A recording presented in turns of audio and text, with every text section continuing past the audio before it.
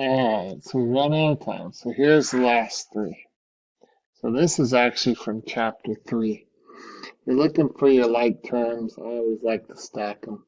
So 6.4 r minus 7 and minus 2.9 r.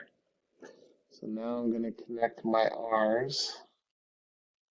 So 6.4 minus 2.9 is 3.5 r, and then the minus 7. So can't connect those because they don't have the same variables. So this one we have c and a minus 4. And we have a 3c and a plus 9. So remember this c is like a 1c. So 3c plus 1c is 4c.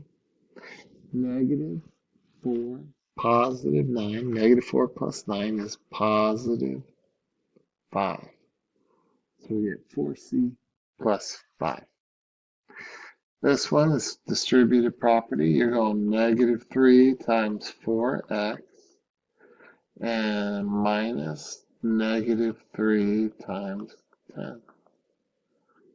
So that's going to give me a negative 12x minus negative 3 times 10, negative 30. You can also write this negative 12x plus positive 30. So both of those answers will work. All right, so that is the test corrections.